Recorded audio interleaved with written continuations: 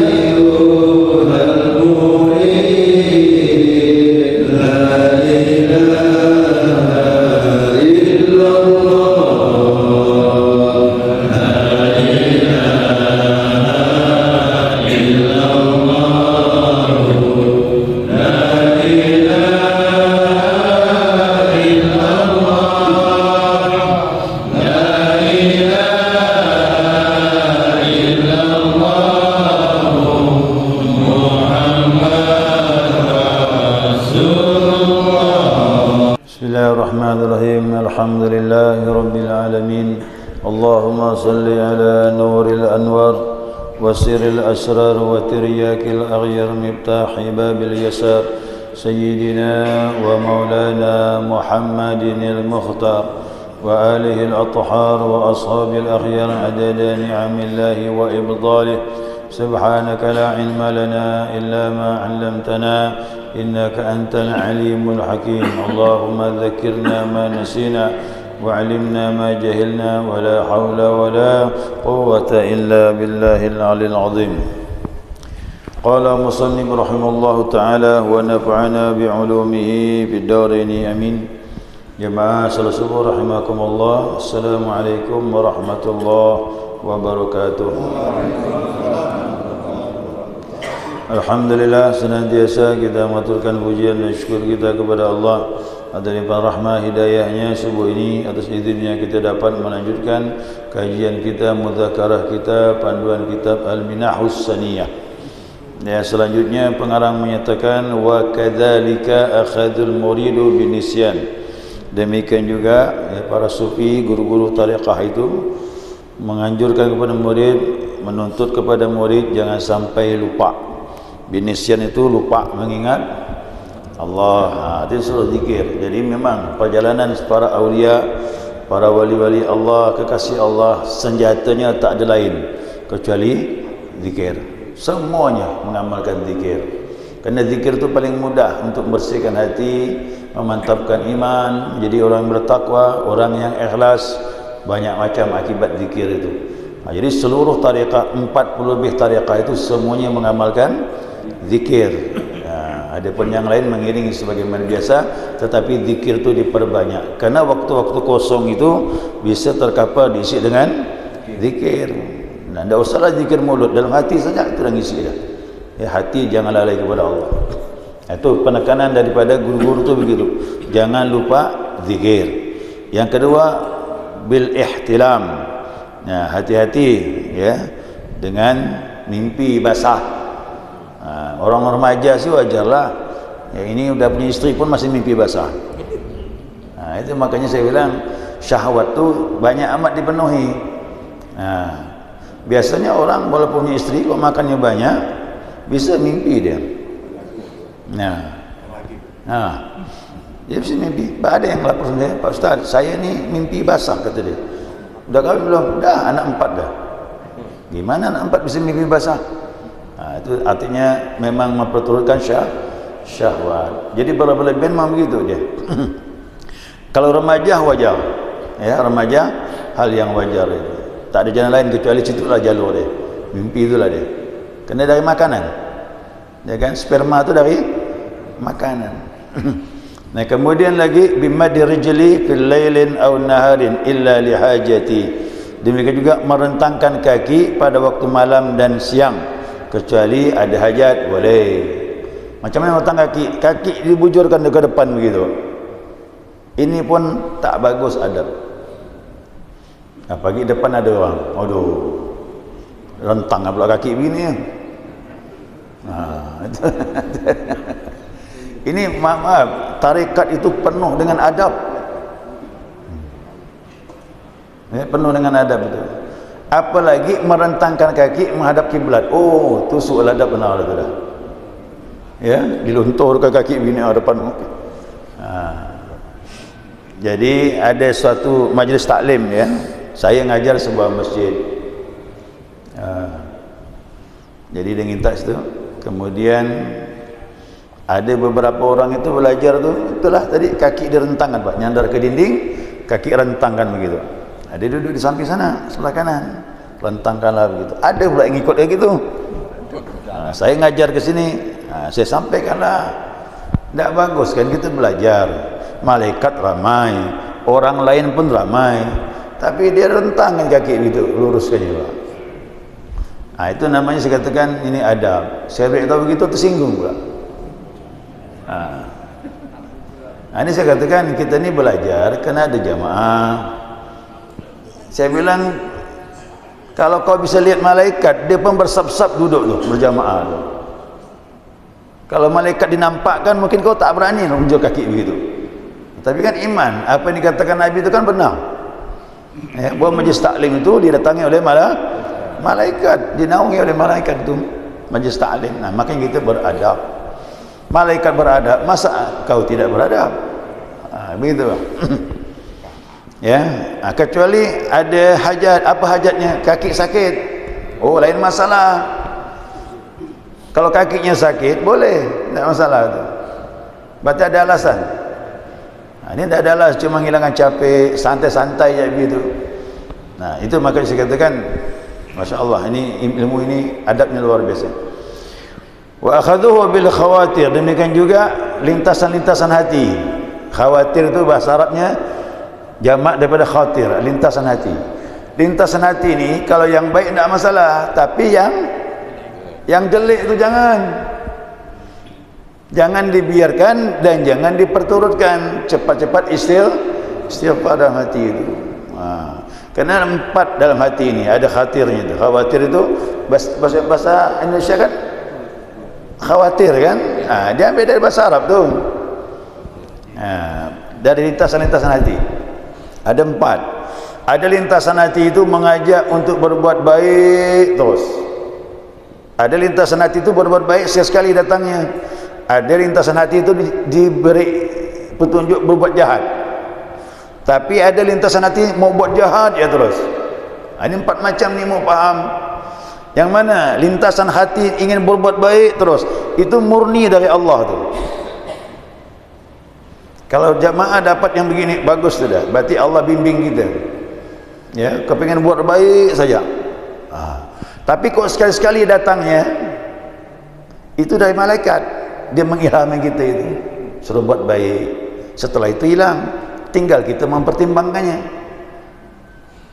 Tapi kalau lintasan datang sekali-sekali, diberinya kita petunjuk buat jahat, datang sekali, itu syaitan dibisikkan kita tu. Tergantung kita menimbangnya. Kalau kita sadar, cepat-cepat istighfar. Kemudian yang keempat, ada lintasan dalam hati. Oh, ni sobat jelek terus. Ini nafsu. Hawa nafsu itu lebih dahsyat daripada syaitan. Kita sering nyalakan syaitan, marah ke syaitan. Bukan aku, kata syaitan. Diri kau tu lebih dahsyat. Diri kau lebih dahsyat, kata syaitan. Ini mau jeli jamaah ni. Makanya kalau orang berzikir tajam ni bang, dapat tahu dia tu yang datang ni. Maka perbanyak zikir, tajamkan hati dengan zikir itu, nanti tahu lintasan datang itu apakah dari Allah, dari syaitan, malaikat, atau hawa nafsu. Nah, begitu yang jelek muncul, jangan diperturutkan, jangan dibiarkan. Cepat-cepat istighfar atau cepat langsung ingat Allah. Khafi saja, isi dengan khafi, sebut nama dia mati itu. Kan kita mesti senjata itu. Ini semua keadaan dijaga ni. Kemudian wa akhadhuhu bil akli syahawatil mubahat. Ya, ini mengambil memakan sesuatu memperturutkan syahwat. Nah, bagaimana syahwat ini? Walaupun di hal yang mubah. Yang mubah ni kalau disering-sering kita lakukan tak bagus juga. Ya, diperturutkan syahwat. Apa keinginan diperturutkan. Ini masih boleh ni Pak Ustaz? Boleh. Agama tak melarang hal yang mubah. Ingat mubah, tidak diperintah, tak dilarang. Cuma masalahnya la kaunuha tawaqqufun anit taraqi, dan dia menjadikan terhenti rohani kita tak akan naik untuk dekat kepada Allah, tak akan ada kemajuan. Dia terhenti. Kita maunya meningkatkan. Caranya syahwat jangan dia terlalu diperturutkan, sekalipun boleh dalam agama. Tahu syahwat tu bukan hanya seks dah, semuanya.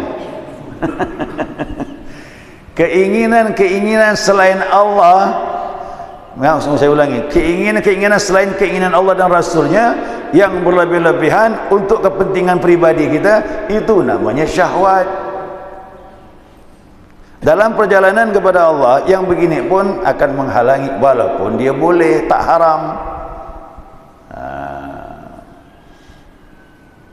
Jadi keinginan apa?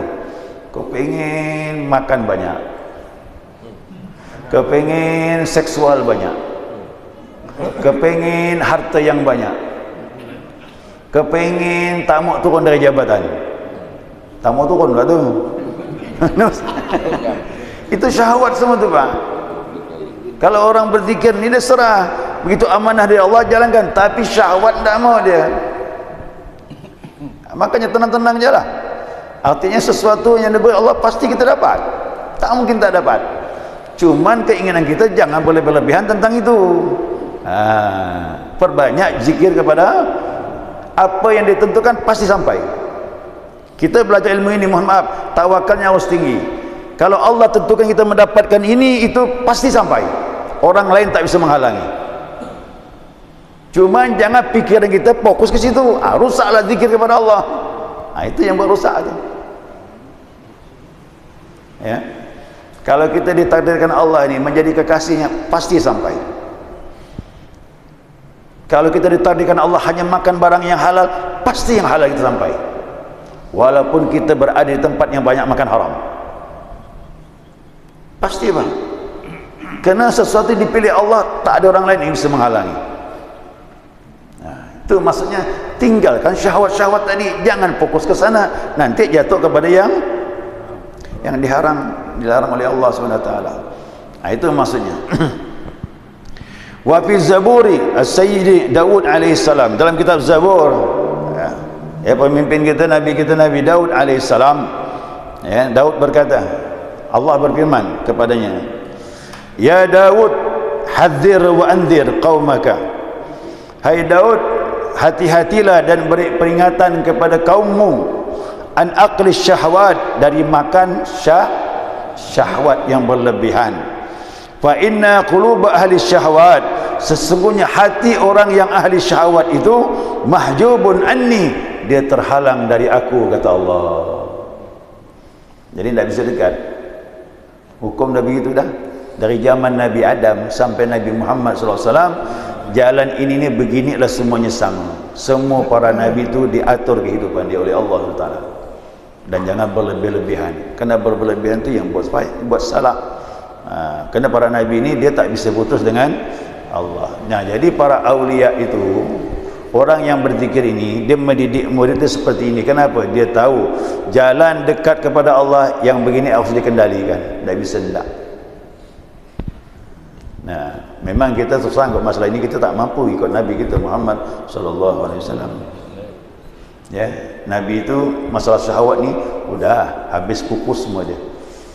Nabi cuma satu ya, tidak ada keinginan Nabi kecuali keinginan Allah. Kita berusaha ke arah sana.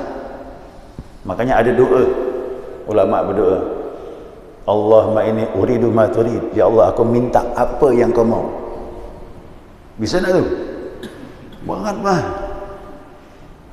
Kita ni Allah aku minta, tapi belum tentu Allah mau. Nah, tapi ulama-ulama sufi katakan, aku meminta ya Allah apa yang kau kehendaki. Berarti terjadi tak tu? Terjadi. Nah, di sinilah dia jalan ini menyatukan keinginanmu dengan keinginan sejalan. Kalau kita tidak mau menginginkan apa yang diinginkan oleh Allah, kira-kira macam mana? Keinginan Allah tetap terjadi, keinginan kita lebih baik setarakan langsung, samakan. Kadang-kadang jamaah bingung, macam mana secara mustarakan ni? Maui sesuatu yang Allah mau. Maka Nabi Muhammad SAW ya, lagi berkumpul sama sahabat. Ini agak berat ni Pak, cuma ni kan contoh ya. Nabi duduk dengan sahabat, datang utusan, ya Rasulullah, anakmu meninggal. Bilangkan sama ibunya, Allah kapan dia beri, kapan dia ambil. Anak kita meninggal tu siapa punya mau?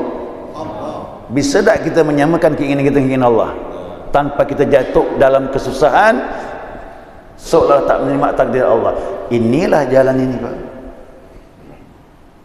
Orang ni bukan yang gampang. Saya bilang jangan nak ngomong cerita sufi ini Pak, cerita tentang Allah. Mau tak aku bisa mengikuti keinginan Allah? Itu yang berat tu. Di situ pengendalian diri. Ya Allah, aku terima ketentuanmu, selesai sudah, walaupun hati berat, setujui dia. Gitu kan masalah yang lain ni kiaskan apa? Ya, dikiaskan dengan masalah yang lain. Gitu kan syahwat ini menghalangi kita dengan Allah SWT. Boleh makan, boleh minum, boleh. Kulu wasrabu wala tusrifu, makan minum tapi jangan berlebihan. Syahwat bagaimana dengan isteri? Boleh tatkala kau butuh, tapi jangan diperturutkan, nanti sampai isteri pun risau. Tak ada cerita lain tak kau ni kata ni. Hati-hati Pak, kasihan isteri kita. Makanya pengendalian syahwat itu perlu supaya hidup kita seimbang. Ya. Harta juga gitu, kau diperturutkan tak pernah habis-habisnya. Tapi syukuri apa yang diberi oleh, itulah dia ilmu ini. Syukur tu tak gampang, bukan di mulut, di sini ya, dalam hati ni. Berterima kasih yang ada ni, nanti datang yang banyak. Kata ulama bilang, iqna bil qalil ya'tikal katsir, kan gitu. Merasa cukuplah yang sedikit, nanti datang yang banyak. Nah, merasa cukup ni mau dipupuklah hati kita tu. Begitu dapat kurang, wah, malulah kita dengan Allah. Ya kan? Tapi dapat cukup, nanti datang lebih. Ya, datangnya lebih. Ini ilmu ini nih Pak, mohon maaf nih. Orang yang bilang ikut Nabi, inilah ilmu Nabi. Kau pakai pakaian begini gamis ni gampang. Mana? Gampang Pak. Peci putih pakai gamis. Tapi yang begini ni, ajaran Nabi ni, itu kan sebenarnya harus kita jalani. Kita coba semampu mana. Yang penting kita menjadi orang yang gimana? Jangan lupa kepada itu ya intinya. Intinya itu zikir. Zikir mengubah semuanya Bang. Kalau zikir tak jadi semuanya. Kalau hati sudah dipenuhi dengan zikir, berubah semua dah. Merasa cukup, bersyukur, sabar, ikhlas, takwa, semuanya berkumpul di dalam tu. Ya, lanjut lagi ya. Wa kama anna akla syahwat yatudul abdu an hadratillahi ta'ala. Nah, sebagaimana syahwat itu akan menolak seorang hamba untuk sampai ke hadirat Allah. Kau tak sampai hadirat Allah, tak bisa hatimu hudur bersama Allah kalau syahwat masih bercokol di dalam dirimu. Fakadzalika maddar rijli min ghairi hajah. Sebagaimana tadi merentangkan kaki itu pun adab. Merentangkan kaki tadi itu pun termasuk hadap kau tanpa hajat. Semuanya su'ul adab. Itulah jeleknya adab kepada Allah Subhanahu wa taala. Nah, sekarang tambahan lagi. Sayyid Ali Al-Khawas. Ini guru pengarang kitab ni. Ini Pak, mohon maaf Bu. Ini penjaga masjid, muridnya ulama besar. Syekh Ali Al-Khawas ini penjaga masjid. Marbot, bersihkan masjid. Tapi Abdul Wahab Sya'rani tahu ini pengurus masjid ni waliullah, belajar dia. Ulama besar belajar dengan waliullah, pengurus masjid. Nah, apa kata dia bilang? Ni kalau seorang aulia ngomong luar biasa, bobotnya tinggi. Dia bilang, mengatakan la yablughul muridu maqama siddiqi. Seorang murid tidak akan sampai derajat orang yang benar. Ya, belum sampai derajat yang benar di sisi Allah SWT. Dia bilang hatta yazida fi ta'zimi amrillah, sampai dia mengagungkan perintah Allah, sehingga bertambah baginya mengagungkan perintah Allah Subhanahu wa taala, wa nahyihi, dan juga merasa besar larangan Allah Subhanahu wa taala. Jadi kalau kita menjadi orang benar macam mana? Perintah Allah tu besar bagi kita, larangan Allah tu juga berbahaya bagi kita. Kalau dah sampai begini jemaah, aman dah tu. Lanjut. Fayab'alu manduba ka'annahu wajib. Dia melakukan yang sunnah seperti yang wajib. Ingat tu. Yang sunnah seperti qabliya, ba'diya, duha, tahajud, bagi dia dah wajib dah Pak. Bagi kita, kita mau arah ke sana ni. Bagaimana hal yang sunnah seolah-olah seperti wajib. InsyaAllah tak ada lagi terpaksa dah yang sunnah-sunnah ni.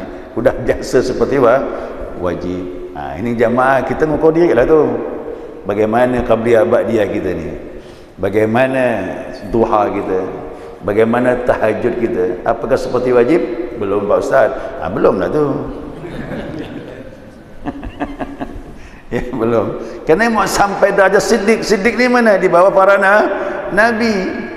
Dah siddiq, baru syuhada, baru orang yang salih. Lanjut lagi, apa kata beliau? Wa yatanibul makruh kannahu haram. Menghindari yang makruh seolah-olah seperti haram. Mana yang makruh? Rokok makruh.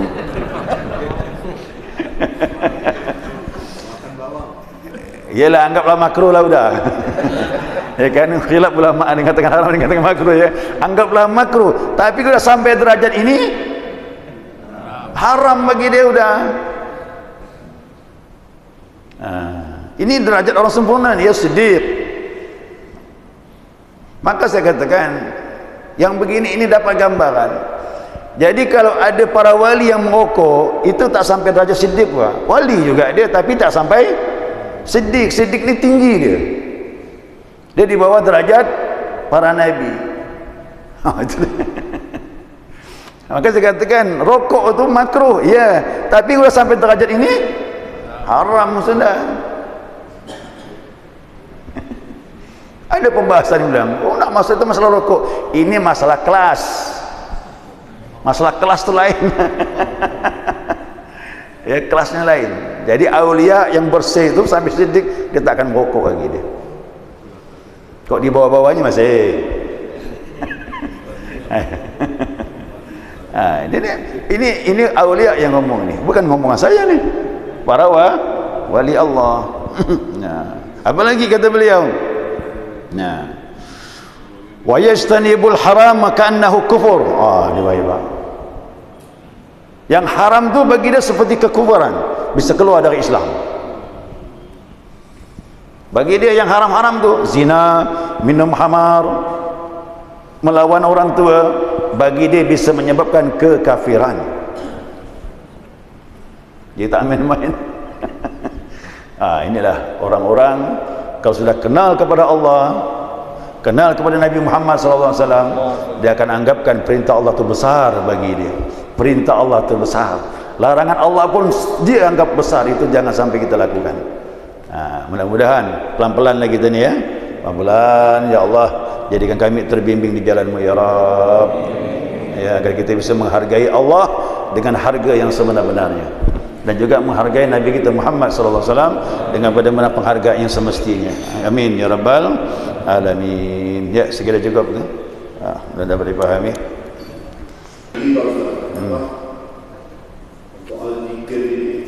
Ya. Kitab ini kan katanya tinggi-tinggi semua ini Pak Ustaz. Apa ini? Yang seperti yang tadi kan Itu hasil itu memang begitu. Hasil itu perlu makan itu kan nunggu lapar misalnya baru makan katakanlah. Cuma sudah perlu benar, jangan sampai ini. Kalau saya ini maksudnya begini Pak Ustaz, ini sampainya lama nih Pak Ustaz. Jadi kalau misalnya saya boleh lebih, ini kita harus ibaratnya jemaah ini yang katakanlah pengamal-pengamal zikir ini agar sampai kepada yang diharapkan misalnya jadi wali Allah ataupun mendekati seperti itu kita harus masuk camp Pak Ustaz, masuk pondok katakanlah seperti itu. Jadi dari katakanlah dari ada jadwalnya, dari katakanlah dari subuh ketemu subuh lagi. Jadi ada jadwal zikirnya, makannya semua diatur. Seperti itu Pak Ustaz. Kalau kita gini keliling-keliling nih, misalnya Pak Ustaz, itu ibaratnya angin pukul angin gitu Pak Ustaz. Bagaimana pandangan Pak Ustaz? Mohon pencerahan, terima kasih. Masa itu tak bisa disalahkan, keadaan tak bisa disalahkan. Bahkan Allah menyatakan hadis qudsi ini, ya, la tasubbud dahar, jangan kau menyalahkan masa. Masa itu aku yang menciptakannya, kata Allah. Jadi masa tidak bisa dihindari, maka agama menyesuaikan masanya. Kalau dulu orang dulu bertarekat ni ikut suluk 40 hari, itu orang kampung. Sudah habis panen, dia pun mulai istirahat, ya kan? Kemudian dia ikut suluk 40 hari. Wajarlah, panen dah siap dah, untuk makanan 2 bulan sudah ada. Sebagian dijual, kemudian sebagian untuk bibit lagi. Begitu dia. Itu orang dulu di kampung-kampung itu 40 hari suluk tu. Tapi seiring waktu berjalan macam ini tak bisa lagi diterapkan. Apalagi kita orang kota ini mau lari ke mana? Mau pergi ke kampung? Pergilah. Malah kita tambah susah pergi ke kampung. Nah, jadi masa itu keadaan tidak bisa disalahkan. Makanya sistem tarikat itu dia akan berubah. Dan kami belum pernah dapatkan dari Abah Anam itu suluk, tidak ada. Suluk itu kau bangun malam, kata dia. Jam 2 kau mulai ibadah. Itu kan. Jadi kita tak ke mana-mana. Tetap saja yang namanya tahajud kan ada perintah dari Allah, perintah Nabi Muhammad SAW. Untuk memperkuat siang itu kau bangun malam, kata dia. Nanti hasil bangun malam itu akan membenting kau waktu siang. Itu sebenarnya. Tapi kalau misalnya kita dikumpulkan di Aceh Wahid, misalnya sampai 40 hari, ini kan terstruktur gitu Pak Ustaz. Nah, kita pun ada riyadhah jam 2 malam, tapi kita pelan-pelan kan setiap malam Jumaat. Nanti menjelang Ramadan kita coba 40 hari, mau ikut nak? Jadi 10 Sya'ban akhir, itu malam 21 Sya'ban tu, terus sampai Ramadan 40 hari. Coba ikut, kita terapkan itu. Tapi tetap riyadhahnya bangun malam. Siang kita beraktivitas, tidak ganggu. Tidak ganggu. Jadi makanya konsep Nabi itu bangun malam tu itu untuk menjadikan amalan. Siang itu kewajiban, malam itu pendekatan. Mau mana? Ya, malam tu pendekatan, siang tu kewajiban. Beda tu jauh. Ayo, saya tanya jemaah ni Isra Mi'raj ni. Isra Mi'raj tu puncaknya pendekatan dekatnya Nabi dengan Allah Subhanahu Wa Taala. Idza qaba qausaini aw adna. Sehingga Nabi dengan Allah dua busur nak panah, bahkan lebih dekat lagi. Itu puncak makrifat tu. Isra Mi'raj tu puncak makrifat. Kapan terjadi? Subhanalladzi asra bi 'abdihi lailan, malam kejadian begitu tu. Kedekatan diri, makrifat, manis ibadah itu dirasakan malam, bukan siang. Siang tu makan, beraktivitas, kan gitu siang tu. Tapi malam tu pendekat. Itu Isra Mi'raj tu pelajari betul-betul. Isra Mi'raj itulah tarekat. Ada mursyid Jibril, dibersihkan dari Nabi, taubat, diisi dengan iman. Apa iman? La ilaha jadidu imanakum, perbaharui iman kalian. Kaifa nujaddidu imanana ya Rasulullah, bagaimana cara kami memperbaiki iman kami ya Rasulullah? Aktsiru min qauli la ilaha. Jadi imannya diisi itu ilah Allahnya. Kemudian berjalan dari mana? Masjidil Haram ke Baitul Maqdis. Kenapa dikatakan Masjidil Haram? Orang kafir tak boleh masuk, kesyirikan tak boleh masuk, bekal tauhid harus pas, tak boleh syirik kepada Allah, baru bisa berjalan sampai Baitul Maqdis. Mana Baitul Maqdis? Tempat yang disucikan. Masjid ke masjidnya, masjid ni, masjid tu hati kita. Qalbul mu'min baitullah, hati mukmin rumahnya. Ini masjid yang sebenarnya. Masjidil Haram, buang syirik di sini. Baitul Maqdis udah bersih, baru naik ketemu Allah. Inilah dia proses ini, tarekat ni. Kalau dijelaskan secara syariat tak masuk Isra Mi'raj tu. Tapi kau pakai tarekat jelas. Jalan itu. Jadi tarekat ni bertemu Allah, Isra Mi'raj bertemu tu rasa ada bersama Allah. Itulah cari tarekat tu. Bisa, jangan salahkan keadaan. Yang penting mau tak bangun malam. Syarat macam mana? Makan malam sikit kan.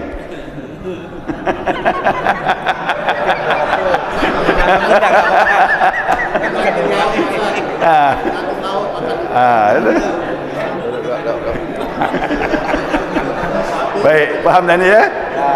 Kira-kira begitulah gambarannya. Ya subhanakallahumma wa bihamdika asyhadu an la ilaha illa anta astaghfiruka wa atubu ilaik. Allahumma shalli ala Muhammad